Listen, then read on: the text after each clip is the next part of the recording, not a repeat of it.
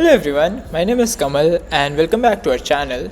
This is gonna be a very special video because in this video we will see how you can connect Privy's authentication flow by connecting users' social login and creating embedded wallets for the users.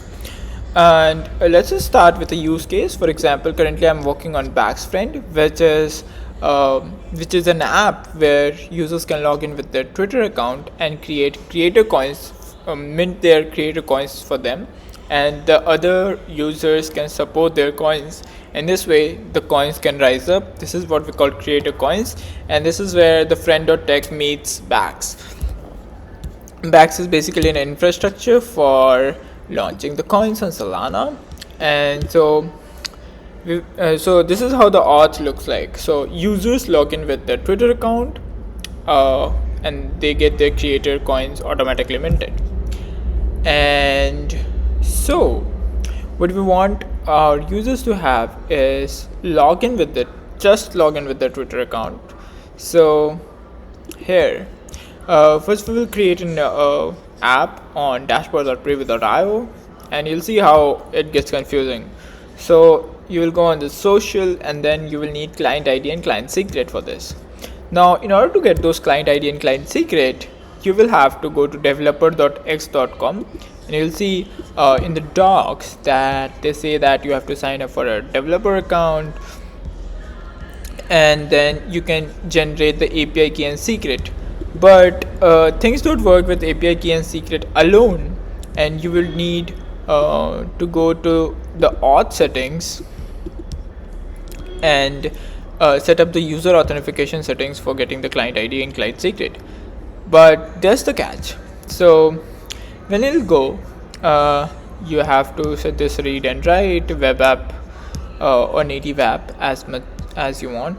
Now initially I tried with ngrok as well, but you have to ensure that your callback URI is set to this. This is not mentioned in the docs, but you have to set this to this particular callback. Otherwise when you try to log in with your Twitter, it says like there's something problem, but it doesn't exactly tell you the problem with the Twitter auth flow. So you have to set this to this, and then you can set this to 3001, 3003, doesn't really matter. And then you will need like a website URL, which is required value. Now if you switch this on, like require email from the users, then you have to set the terms and service privacy policy as well. But here this looks fine if you are setting the correct callback URI, and then you're going here, and then you are putting the client ID and client secret in place, and then you'll click on save. Right, and then you'll go to basics. And now in basics, since I just want the users to log in with the Twitter, I'll just off this external wallets. And then here I just want the users to log in with a Solana wallet.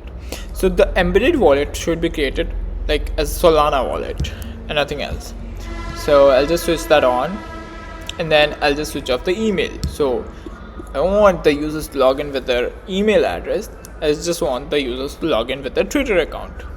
Okay, and now when I go here, you'll see that if there's like a Next.js file or even a React application, you have to set a Privy provider, and it should have a Privy provider base.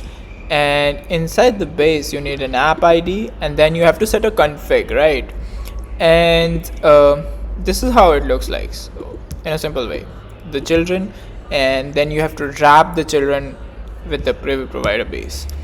Now with the config file, you have to set login methods. Now this is not necessary, that this is not a required field, but if you set up like a Twitter, then in the interface it will just show you the Twitter. And then I have set the embedded wallet to Solana. Now this says users without wallets.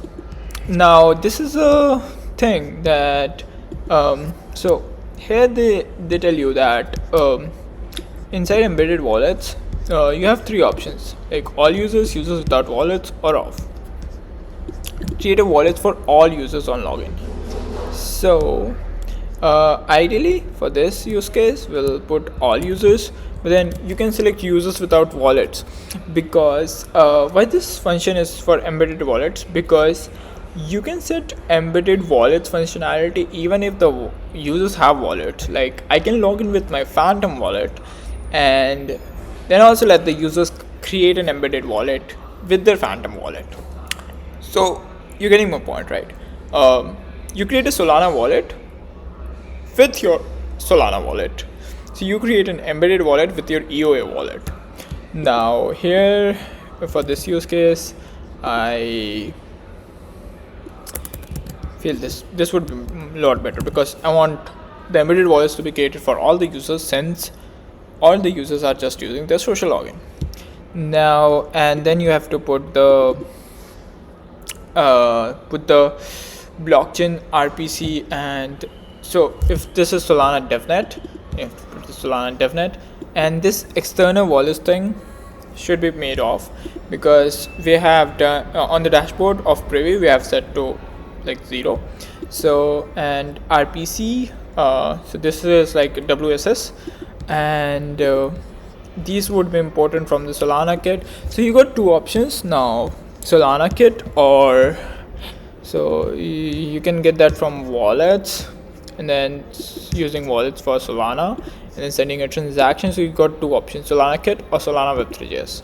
So this is how you connect with your Twitter. So you allow, it's a bit messy, but then I'll just create a starter for this, and this is how you have to do for social login and creating embedded wallets, and then sending a transaction for the users. Thank you for watching, and hope you love the content. Leave a like and subscribe.